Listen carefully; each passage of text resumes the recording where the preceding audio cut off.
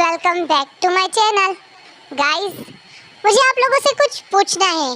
मुझे आप ये बताइए कि आप ये स्टोरी जब दूसरों के चैनल पर सुनना चाहते हैं तो मैं खामखा क्यों मेहनत करूं? मुझे आप बता दीजिए ताकि मैं अपना टाइम वेस्ट ना करूं और ये स्टोरी यहीं पर ही स्किप करके पूरे यूट्यूब में से डिलीट कर दूं। आप लोग ऐसा कैसे कर सकते हैं? आपको पता भी है ये मेरा फैन फिक्शन है, लेकिन आप में से किसी ने भी बताना इम्पोर्टेंट नहीं समझा मुझे कि मेरा फैन फिक्शन कोई और अपने चैनल पे चला रहा है। ईजान प्लस जान ई नेम चेंज कर देने से फैन फिक्शन चेंज नहीं हो जाता और कैरेक्टर भी उसने सेम ही रखे हैं। ये कोई तरीका नहीं। अगर आपको किसी की चीज़ चाहिए होती है तो आप उससे परमिशन लेते हैं, बट उस राइटर या उस स्टोरी टेलर ने ऐसा बिल्कुल भी नहीं किया। उसने मेरे कैरेक्टर को भी चुराया है जिसका नाम ई है। ई जो 10 ईयर ओल्ड है। मैंने आपको कहा था और मेरी स्टोरी आप देख सकते हैं कि बहुत आगे जा चुकी है और मैंने सडनली ही कल रात को ही देखा कि मेरे सेम टू सेम स्टोरी ई जो 10 साल का है और ईजान प्लस जान ई, ये फर्स्ट ऐसा फैन फिक्शन है जिसमें ईजान प्लस जान ई मैंने ही मिक्सर किया है। उसने तो सोचा होगा क्या होता है, क्योंकि वो तो एक छोटी सी एक्सप्लेनर है। उसने बीच में से ही चैनल शुरू किया है। मेरे तो सब्सक्राइबर बहुत ज़्यादा है, तो आप लोग मुझे ये बताइए कि अगर मैंने एक्सप्लेन करना अभी से स्टार्ट किया तो इसमें मेरी क्या गलती है? इसका मतलब ये तो नहीं ना कोई भी मेरा फैन फिक्शन ऐसे ही उठाकर अपने चैनल पर चला देगा बिना ही मुझसे परमिशन लिए। मेरा कैरेक्टर वो सिर्फ जो ई का कैरेक्टर है वो मैं किसी के साथ शेयर नहीं कर सकती। ई ईवो का नाम नहीं है, ई मेरा अपना नाम है। कोई भी आपके नाम को ऐसे किसी फैन फिक्शन में यूज नहीं कर सकता। मैंने सिर्फ स्टोरी एक्सप्लेन करना अभी से स्टार्ट किया है, लेकिन मैं वेटपैड पर प्रोफेशनल एक आर्टिस्ट हूँ। मैं स्टोरी टेलर अभी स्टार्ट किया है, मैंने स्टोरी टेलर एक्सप्लेन करना, बट मैंने फैन फिक्शन ये बहुत ही पहले से लिखना स्टार्ट किया है। इसके मैं 3 सीजन बना चुकी हूँ और कोई भी उठता है और अचानक से ही अपने चैनल पर बस नाम चेंज करके इस स्टोरी को डालता है। आई वॉन्ट यू गाइस, ये कोई तरीका नहीं है, ये हद हो गई। उसने यहाँ तक के मेरे सारे कैरेक्टर्स को यूज़ किया, सिन शाओ ईवो, यहाँ तक कि उसने ई को भी वैसा ही स्ट्रॉन्ग नहीं दिखाया। अगर आपको नेम यूज़ करना है तो आप कोई और यूज़ कर सकते हो, लेकिन प्लीज़ ई नेम यूज़ मत करिए। ई नेम मेरा अपना नाम है और मैंने सिर्फ किसी को भी परमिशन नहीं दी कि वो ई नेम यूज़ करे सिवाय एक चैनल के, fan fiction novel story teller. वो मेरी फ्रेंड है और उन्होंने ही मेरा फर्स्ट जो मैंने राइट किए थे फैन फिक्शन उनको अपने चैनल पर डालना स्टार्ट किया। उन्होंने मुझसे ये भी कहा कि अगर आप अपना चैनल का लिंक देना चाहती हैं तो मैं अपने सब्सक्राइबर्स को बोल दूंगी कि वो आपको सब्सक्राइब करें और आपकी स्टोरीज बहुत अच्छी हैं, वो बहुत अच्छे से सुनते हैं और आपकी हर स्टोरी में एक लेसन होता है। और गाइस, मुझे ये बता दीजिए क्या आपने बिल्कुल भी इम्पोर्टेंट नहीं समझा कि आप मुझे ये बताएं कि मेरा चैनल मेरी जो फैन फिक्शन है कोई और सुना रहा है, उसमें कुछ ही चीज़ों को बदल दिया है। और मुझे ये बता दीजिए कि कुछ ही चीज़ों को बदलने से स्टोरी तो वैसे ही सेम है ना थोड़ी बहुत, लेकिन ई कैरेक्टर कोई भी कॉपी नहीं कर सकता, ना ही मैं किसी को परमिशन दूंगी कि ये मेरा कैरेक्टर कोई भी चोरी करे या इसे कोई भी यूज़ करे। मैं ई के साथ बहुत ज़्यादा ऑब्सेस हूँ, मेरा नाम कोई भी यूज़ नहीं कर सकता। ओके गाइज, मैं बहुत ज़्यादा गुस्से में थी, पता नहीं कैसे मैं आज रिकॉर्डिंग करने के मूड में हूँ, बट मैंने जब वो सुन लिया तो मुझे बहुत ज़्यादा गुस्सा आया। अब सेम टू सेम काफ़ी चीज़ें मैंने वो सुनी कि काफ़ी चीज़ें सेम हैं, जैसे कि ई के बैग में से लड़के पैसे निकाल लेते हैं। इतनी सेम चीज़ें वो कैसे कर सकती है? अगर उन्हें अपनी स्टोरी चलानी है तो उन्हें मैं कमेंट कर चुकी हूँ कि वो अपना नाम चेंज करें और स्टोरी की कुछ लाइनें चेंज कर दें, नहीं तो मैं स्ट्राइक मार दूँगी।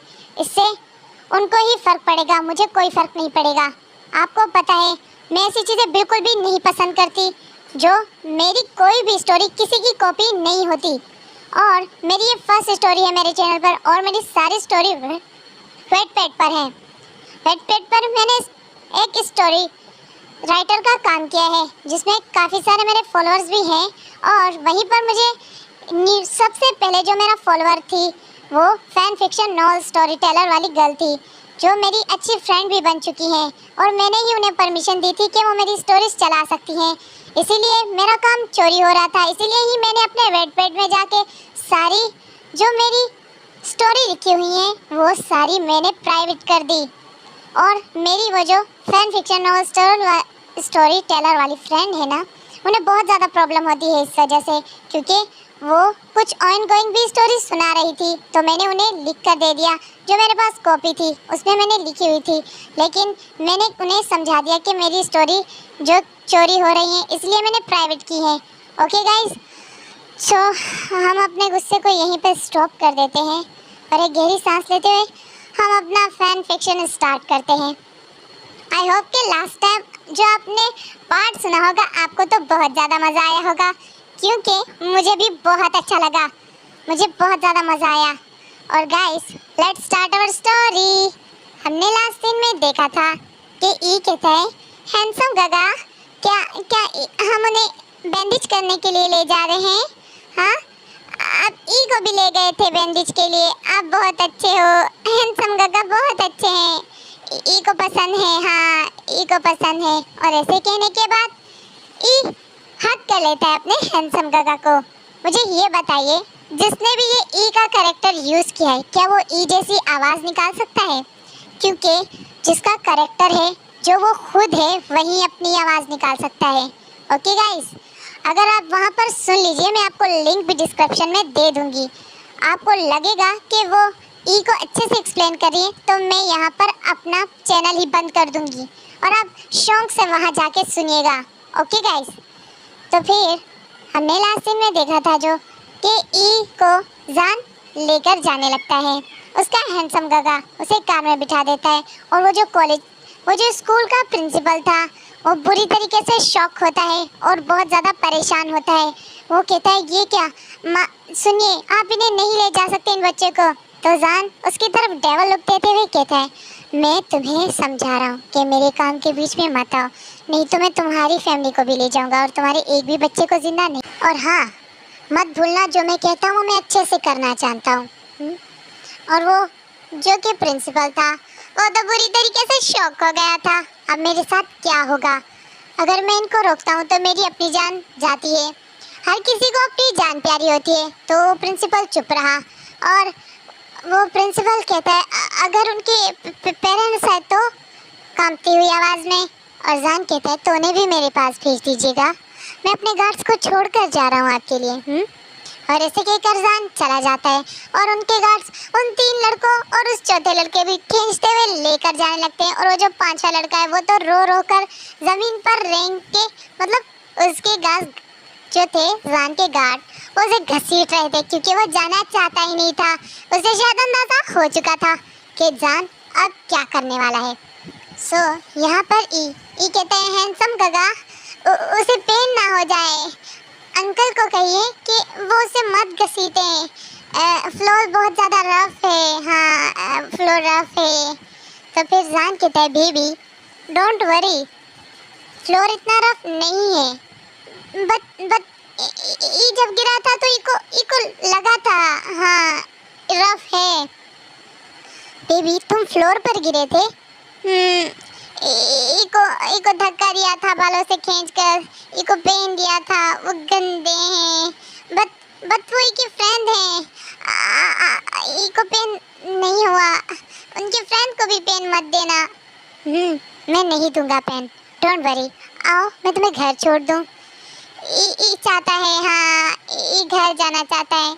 हैंडसम गगा, ये आपकी कार है? आपकी इतनी सारी कार है? मेरी बहुत सारी कार है, क्या तुम्हें पसंद है?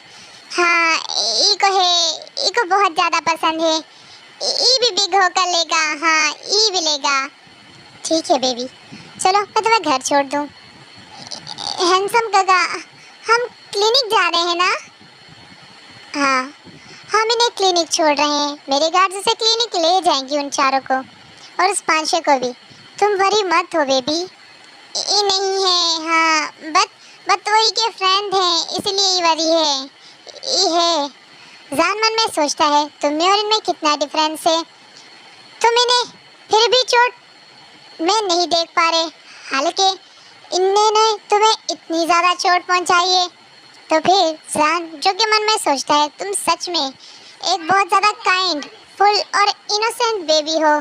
तुम बहुत ज़्यादा क्यूट हो और तुम एक एंजल हो जिसे गॉड ने एक एंजल के रूप में बनाया है। बट बेबी मैं भी तुम्हें बता दूं कि इस वर्ल्ड में अगर एंजल आएगा तो दुनिया उसे खा जाएगी। एंजल को यहाँ पर नहीं छोड़ा जाता। यहाँ पर एंजल के साथ हाफ डेवल भी होना पड़ता है ताकि लोग आपका फ़ायदा ना उठा सकें। फिर हम आगे देखते हैं कि ई को उसके घर की गली से थोड़ा सा पीछे जान ने उतार दिया था, क्योंकि जान को याद है कि लास्ट टाइम जब वो ई को छोड़ने गया था तो फिर क्या हुआ था, और आप लोगों को भी याद होगा। फिर जान कहता है लिटिल बेबी अब जाओ। हैंडसम काका आप नहीं आएंगे ई के घर? मैं आऊँगा। मैं तुम्हारे लिए टॉयज लेने जा रहा हूँ। आप टॉयज लेकर आएंगे? हाँ आपने बोला था।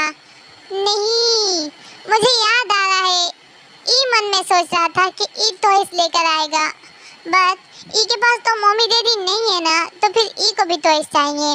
तो आप ले आएंगे? आप ले आएंगे? मैं ले आऊँगा। ई को बहुत ज़्यादा टॉयज चाहिए। हाँ बहुत ज़्यादा टॉयज। हाँ जितने भी चाहिए मैं ले आऊँगा। तुम अब जाओ घर। और फिर ई जो कि घर चला जाता है और अपने अपार्टमेंट में चला जाता है। अंकल चैंग फिर से ई को देखते हैं कि उसकी हालत बुरी तरीके से खराब है। तो अंकल चैंग जो अपने मास्टर को कॉल करते हैं और कहते हैं मास्टर ई फिर मार खा के आया है। तो उसका मास्टर आंखें बंद कर लेता है और कहता मुझे ऐसी बातें बताने के लिए फ़ोन मत क्या करो। वहीं पर ईवो भी खड़ा हुआ था। ईवो मैंने आपको बताया है कि वो ओमेगा है, वो 18 ईयर्स ओल्ड है। Okay guys. ईवो जो आंखों में टीयर्स लेकर कहता है डैड, तो उसका डैड उसकी तरफ आंखें देखता है। तो फिर उसका डैड कहता है आइंदा से मुझे इस बात को बताने के लिए फ़ोन मत करना। और ईवो जो एक ओमेगा है लेकिन वो अपने फादर का राइट हैंड है, और वो कहता है फादर जो भी हो आपका बच्चा है और मेरा ब्रदर, मैं उसे इस तरह नहीं देख सकता। और उसका फादर कहता है मुंह बंद रखो, तुम चाहते हो कि वो स्ट्रॉन्ग ना हो। फिर उसका डैड जो कि ऐसे कहकर चला जाता है और फिर ईवो उसके पीछे पीछे जाते हुए कहता है डैड मैं ये सब और बर्दाश्त नहीं करूँगा। अब उसे इतनी चोट कैसे पहुँचाने देते हैं? आप मुझे उससे मिलने की परमिशन क्यों नहीं देते? चुप रहो और यहाँ से चले जाओ। मेरे सामने बोलने की हिम्मत कैसे हुई तुम्हारी आज? मैं बोलूँगा, मुझे बोलने दीजिए। अगर आप ई को नहीं लेकर आए तो फिर क्या? और ऐसे कहने के बाद ईवो के मुंह पर एक जोरदार थप्पड़ लग जाता है जिससे ईवो नीचे जाके गिरता है, क्योंकि उसका फादर एक माफिया है। और आपको मैं बता दूं माफिया कितने स्ट्रॉन्ग होते हैं। ईवो भी स्ट्रॉन्ग है बट फादर के सामने वो कुछ भी नहीं था। ईवो जोर से नीचे गिरता है और वो अपने गार्ड्स को कहता है इसे पनिश दो। और ईवो जो कि रोते हुए डैड की तरफ देखता है और कहता है अच्छा हुआ कि मॉम मर गई। आप ही की वजह से मॉम मर गई थी, आप ही की वजह से ये अलग हुआ, आप ही की वजह से वांग जी ऐसा हो गया है। और ऐसे कहने के बाद ईवो जो कि टेयर्स को साफ कर लेता है। ये लाइफ का फर्स्ट टाइम था जो कि ईवो जैसे स्ट्रॉन्ग ओमेगा के आइज़ में एक टेयर्स आया था। तो फिर ईवो कहता है जिद करते हुए मैं उससे मिलने जाऊंगा, आप जितनी भी सज़ा देनी चाहें आप दे सकते हैं। आपने मुझे वांग जी से दूर रखा, आपने मुझे हर किसी से दूर रखा, आपने अपने हर एक बच्चे को अलग अलग कर दिया। हमें ऐसी लाइफ जीनी पड़ी लेकिन हम अपने लिए डिफेंड कर पाए क्योंकि हम अपने माँ बाप के पास तो थे ना उस उम्र में जिस उम्र में हमें होना चाहिए था। आपने ई को सिर्फ 2 महीने की उम्र में ही अंकल चैंग के हाथ में दे दिया और उसे मिल्क पीने भी नहीं दिया। तो फिर ऐसे ही चिल्लाते हुए वो कह रहा था और फिर उसका फादर आकर उसके फोरहेड को मतलब फोरहेड वाली जगह पर वो किक कर देता है और वो ज़ोर से ज़मीन पर गिरता है और कहता है तुम्हारे खाली दिमाग हो गया है, तुम इतने स्ट्रॉन्ग हो, तुम मेरे कहने पर चलने वाले, आज तुम्हारा दिमाग ख़राब हो गया है। वीवो कहता है अगर आपने मुझे वहाँ नहीं भेजा तो मत भूलिए कि मैं भी आपको छोड़कर चला जाऊँगा जैसे मॉम चली गई। और फिर हमें ज़रूर इस स्टोरी का फ्लैशबैक दिखाएंगे, दिखाने ही वाली हूँ मैं, बट थोड़ा वेट कर लीजिए। ओके गाइस, थोड़ा सा वेट कर लीजिए। यहाँ हमारे लिटिल ई को दिखाया जाता है। ई जो कहता है हैंडसम काका ई के लिए टॉयज लेकर आएंगे। हाँ, ई को टेडी भी दिया हैंडसम काका ने, बट उन्होंने जब मुझे टेडी दिया था उन्होंने ई को बुरी तरीके से हर्ट किया था। क्या वो जब ई को न्यू टॉयज देंगे तो वो ई को हर्ट करेंगे?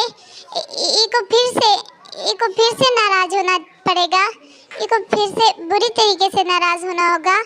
फिर वो हैंडसम काका ई को फिर से देंगे टॉयज और सॉरी कहेंगे, क्योंकि हैंडसम काका ने कहा था कि हम टॉयज देते हैं उसको जिसे हम सॉरी कहते हैं। क्या हैंडसम काका उनके लिए भी टॉयज लाएगा? हाँ, और ऐसे ही वो खुद से ही क्वेश्चन कर रहा था। और यहाँ पर हमें दिखाया जाता है हमारा वांगजी और विंग जो कि स्माइल करते हुए उठ जाता है। उनका जो सेक्शन था यहीं पर ख़त्म हुआ और फिर विंग जो कि उसकी तरफ आंखों में देखकर कहता है क्या तुम मेरी रिस्पॉन्सिबिलिटी लोगे? तो वांगजी जो उसकी तरफ देखता है और कहता है मैं अपनी रिस्पॉन्सिबिलिटी लेने के लिए रेडी हूँ। तो फिर वांगजी की तरफ विंग देखकर स्माइल करते हुए आंखें झुका लेता है। फिर विंग थोड़ा अपसेट हो जाता है। विंग कहता है शिट, मेरा एग्ज़ाम रह गया। वांगजी उसका हाथ पकड़कर अपनी तरफ खींचते हुए कहता है मैं तुम्हारे लिए फिर से उस प्रिंसिपल से कहूँगा कि वो तुम्हारा एग्ज़ाम फिर से ले। अच्छा, आखिर तुम प्रिंसिपल के क्या लगते हो ये बताओ मुझे। तो वांगजी कहता है मैं एक माफिया हूँ। तो विंग जो कि ज़ोर ज़ोर से हंसना स्टार्ट कर देता है। वो पागलों की तरह हंसते हंसते लोटपोट होने लगता है और वो कहता है सुनो मजाक बंद करो। तो तुम माफिया हो जो कि मूवीज में होते हैं और वो जो गन चलाते हैं और वो जो ये सब करते हैं। हाँ, क्या तुम माफिया हो? और फिर हंसते हंसते पागल हो रहा था। वांगजी उसे पास खींच डीप किस करते हुए उसके लिप्स पे टाइट बाइट कर देता है। विंग चिल्ला जाता है और विंग जोर जोर से उसके टैप करने लगता है उसके जो चेस्ट है उस पर। और वांगजी जो कि किस को ब्रेक करते हुए कहता है जो तुम्हारे साथ रेप कर सकता है वो माफिया क्या नहीं हो सकता। तो विंग जो कि फ्लिंच हो जाता है, उसकी पूरी फ्रीज हो जाती है, उसे गूस बम्स आने लगते हैं वांगजी के स्टोर वर्ड से। विंग कहता है रेप नहीं, मैंने खुद तुम्हें छूने दिया, नहीं तो तुम्हारी इतनी हिम्मत ही नहीं थी। तो वांगजी कहते हैं मैं रेडी हो रहा हूँ, तुम भी रेडी हो जाओ। विंग कहते हैं मैं नहीं उठ पा रहा, मेरे पाँव में मोच है और ऊपर से तुमने जो मेरे साथ किया है मैं चल नहीं पा रहा, उसकी वजह से मेरी पूरी बॉडी में दर्द हो रहा है, तुम डेविल हो। और वांगजी उसके चीन को टाइटली पकड़ते हुए कहता है बेबी, मैंने तुम्हें लास्ट और फर्स्ट टाइम कहा है कि मेरे साथ रिस्पेक्टफुली बात किया करो। विंग मन में सोचता है मैंने इससे रिलेशन तो बना लिया है फिज़िकल, क्या मेंटली भी हम दोनों का रिलेशन और बाउंडिंग अच्छी होगी पता नहीं, बट इसके पास रहने के बाद मुझे एक सुकून और इत्मीनान है। जो भी हो मुझे अब इसे एक्सेप्ट करना होगा। और ये हैंडसम है, गुड लुकिंग है, स्ट्रॉन्ग है, कौन ओमेगा नहीं चाहता उसका अल्फ़ा ऐसा हो। और ऐसे ही मन में सोचने के बाद विंग कहता है क्या तुम मुझसे प्यार करोगे फ्यूचर में, बताना। वांगजी कहता है प्यार करूँगा, ऐसा नहीं कहो, प्यार हो चुका है। और वांगजी ये बहुत ही कोल्ड डे कहता है और वांगजी कहता है सॉरी उसके लिए कि मैंने तुम्हारे साथ ये सब कार में कहा, कार में किया भी और कहा भी तुम्हें ये सब कि मेरे साथ करो। मैं कार में ऐसा सब नहीं चाहता था, मैं तुम्हारी डिसरिस्पेक्ट नहीं करना चाहता था, ना ही तुम्हारी बॉडी की। तो विंग जो उसकी तरफ शॉकली देखता है। गाइस कार के सीन से याद आया, यहाँ तक कि उसने रोमांटिक सीन भी जो कार वाला था हमारे वांगजी और विंग का, उसको सीन शौक का कर दिया। और मैं क्या बताऊँ कितना बैड है ना ये, उसने ये सीन भी चुरा लिया।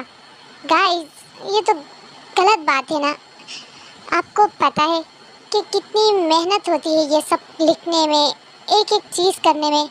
मुझे बहुत ज़्यादा गुस्सा आ रहा था, लेकिन क्या है कि मैंने उन्हें कमेंट किया है कि वो अपनी स्टोरी में कुछ चेंजिंग कर दें। सबसे इम्पोर्टेंट चीज़, वो ई का नाम चेंज कर दें। वो कुछ और नेम भी रख सकती हैं, नहीं तो मैं स्ट्राइक दे दूंगी उन्हें। मुझे बहुत बुरा लग रहा है क्योंकि ई नेम मेरा अपना नाम है और मैं सिर्फ इसे अपने फैन फिक्शन में यूज़ कर रही हूँ। मैं किसी फैन फिक्शन में इसे नहीं, ये फैन फिक्शन में मैं इसे यूज़ कर रही हूँ और मैंने किसी भी पर्सन को ये इजाज़त नहीं दी कि वो इस नेम को यूज़ करे। Okay guys, so start. और फिर वांग जी जो कि विंग की तरफ देखता है, विंग आंसू बहाते हुए कहता है, वांग जी तुम ऐसा मत समझना कि मैं सबके साथ बस तुम ही हो। और वांग जी जो उसकी तरफ देखता है और उसके गालों पर अब सॉफ्टली हाथ फिराते हुए कहता है, मुझे पता है। और ऐसे कहने के बाद वांग जी उसके लिप्स पर एक डीप किस करता है जो कि बहुत ज़्यादा वाइल्ड थी। और फिर विंग भी आइज़ क्लोज कर लेता है और विंग सॉफ्टली अपने लिप्स मूव कर रहा था। और वांग जी जो कि उससे प्यार से हैंड में कैरी कर लेता है और कहता है, चलो बात लेते हैं। और विंग जो शाय फील करता है और अपनी नेक, मतलब जो विंग अपनी फेस को वांग जी के नेक पे छुपा लेता है। वांग जी कहता है, तुम्हें पसंद है? तो विंग हाँ में सर हिलाता है। वांग जी के कहने का मतलब ये था कि तुम्हें मेरी नेक पर फेस रब करना पसंद है? तो विंग हाँ में सर हिलाता है। विंग देखता है कि वांग जी की पूरी जो बैक साइड है उस पर टैटूज बने हुए, कुछ चाइनीज़ में लिखा हुआ था। तो फिर विंग जो कि उसके टैटूज को देख रहा होता है और उसे टच कर रहा होता है, वांग जी जो बाथ टब में उसे बिठा देता है, जो पानी में धस करके गिरता है और सारा पानी टब से बाहर आ जाता है। और विंग जो कि अब वांग जी की तरफ देखने लगता है क्योंकि वांग जी बहुत ही ज़्यादा एक्साइटेड लग रहा है। फिर हम लास्ट सीन में देखेंगे कि वांग जी के साथ विंग वांग जी दोनों क्या करेंगे। ओके गाइस, तो फिर यहाँ पर सीन दिखाया जाता है हमारे जान को। जान जो कि उन लड़कों की तरफ देखता है जिन्हें बांध दिया गया था एक चेयर से। और फिर वो लड़के नाव में सर हिला रहे थे क्योंकि उनके माउथ पर अच्छे से टेप लगा दी गई थी। तो फिर अब जान एक इलेक्ट्रिक मशीन की तरफ देखता है और वो जिसमें क्वेश्चंस आंसर करते हैं, वो वाली मशीन थी जिसमें झूठ बोलने से हमें इलेक्ट्रिक का करंट लगता है। तो वो उस लड़के का हाथ ऊपर बेल्ट से उस मशीन पर बेल्ट था वो लगा देता है और उस बेल्ट को भी अच्छे से बंद कर देता है। और फिर वो मशीन ऑन करते हुए उससे पूछता है, क्या तुमने ई को किस नज़र से देखा था बेबी? क्या तुम लोगों ने ई को बुरी नज़र से देखा था? तो वो लड़का जो डर रहा था, बहुत ज़्यादा काँप रहा था, वो कहते हैं नहीं। जैसे ही वो नाम में सर हिलाता है और नहीं मुंह से निकालता है वर्ड, तो उसे इतना गंदा झटका लगता है कि उसकी पूरी बॉडी में से ऐसा लगता है पूरा खून निकल गया हो। उस जो मशीन की इलेक्ट्रिक ने ना उसका पूरा खून चूस लिया हो। और फिर वो लड़का जो कि अधमरा हो जाता है, वो इतना बुरा शौक देने वाली थी। और हमारे जान ने जो कि उसको पूरे 10 लेवल पे किया था, पूरे डेंजरस लेवल पर उसका शौक को ओपन किया हुआ था। और फिर जो बाकी लड़के होते हैं उसकी जो हालत देखते हैं उनका तो पूरा दिमाग ख़राब हो जाता है। और इसमें से एक लड़का जो अपनी पैंट ही गीली कर देता है और वांग जी नहीं, हमारा जान देखता है कि उस लड़के ने क्या किया है। तो जान अपनी आंखों को रोल करता है और कहता है, डिस्गस्टिंग। ये लड़के अल्फा है ना, फिर ये इतने कमज़ोर क्यों हैं? ये तो ये को कमज़ोर समझते हैं ना? क्या तुम लोगों को नहीं पता ये मेरा क्या लगता है? हाँ, हमें माफ़ कर दीजिए, हमें माफ़ कर दीजिए। हाँ, हम नहीं करेंगे, प्लीज़ प्लीज़ हमें छोड़ दीजिए। हाँ, हमें छोड़ दीजिए। वो बिलक बिलक कर रो रहे थे ताकि जान उन पर रहम खाए और उसे छोड़ दे। जान कहता है, कुछ मत करना इन लड़कों के साथ, बस इनमें से सबकी एक टांग और एक हाथ तोड़ के इनके माँ बाप के घर भिजवा दो। और इस तरह तोड़ना कि ज़िंदगी भर जुड़ ना पाए और आप पाहिज रहें, ना ही किसी पर हाथ उठा सकेंगे। जो हाथ इन्होंने ई पर उठाया है वो हाथ तब रहेगा ही नहीं। यहाँ सीन शिफ्ट होता है हमारे ईवो पर। ईवो जो सज़ा ले चुका था, उसे हंटर से मारा गया था, वो भी उसकी कमर पर ज़ोर ज़ोर से। और फिर वो अपने फादर के सामने आता है और कहता है, फादर मैं जा रहा हूँ। तो उसका फादर कहता है, ईवो अब तुम मेरी बातों को नहीं सुन रहे? तो फिर ईवो कहता है, फादर मैं आपकी हर बात सुनने के लिए रेडी हूँ, पर अब मैं कॉम्प्रोमाइज़ बिल्कुल भी नहीं कर सकता। तो फिर अब ईवो की जिद के सामने उनके फादर की भी नहीं चलने वाली थी, क्योंकि ईवो अपने फादर का लाडला है और राइट हैंड भी। ईवो ही सारा कॉर्पोरेशन माफिया का काम वही संभालता है अपने फादर के बाद।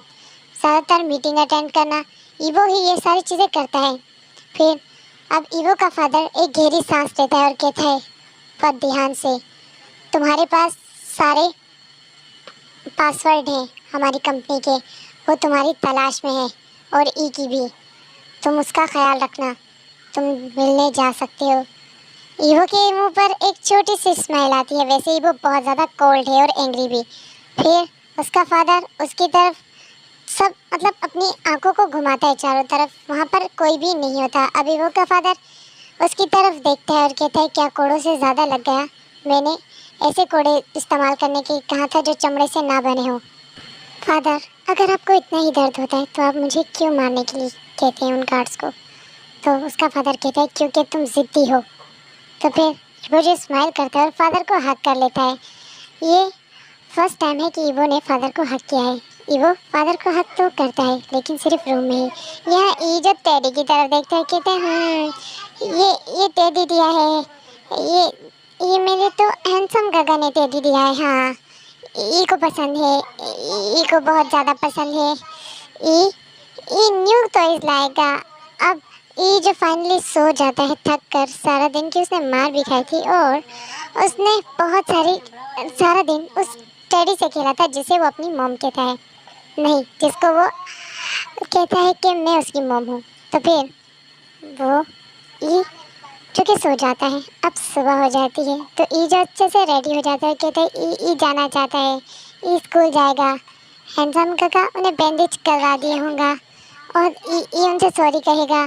और यहाँ जान जो कि अच्छे से रेडी हो जाता है और बाहर आकर ई को लेने के लिए इंतज़ार कर रहा था। जान के फादर से कॉल करते हुए कहते हैं, क्या हुआ, वो बच्चा मिला तुम्हें? तो जान एक गहरी सांस ले लेता है और कहता है, नहीं, मुझे नहीं मिला। और जान कॉल कट कर देता है। उसका फादर कहता है, तुम बेशर्म, ऐसा क्यों कर रहे हो? आज तक तुमने अपने फादर की कॉल नहीं काटी। तो फिर यहाँ जान जो कि कार में बैठा था और ई का इंतज़ार कर रहा था, ई चल कर आता है, कहता है, हैंडसम काका, ई आया है, ई आया है, मैं आ रहा हूँ। और ई जो भागते हुए आ जाता है और कार में बैठ जाता है। जान कहता है, बीबी पहले मुझे हक करो। तो ई शॉक हो जाता है। ई कहता है, बट ई करे, हाँ, ई आपको करे।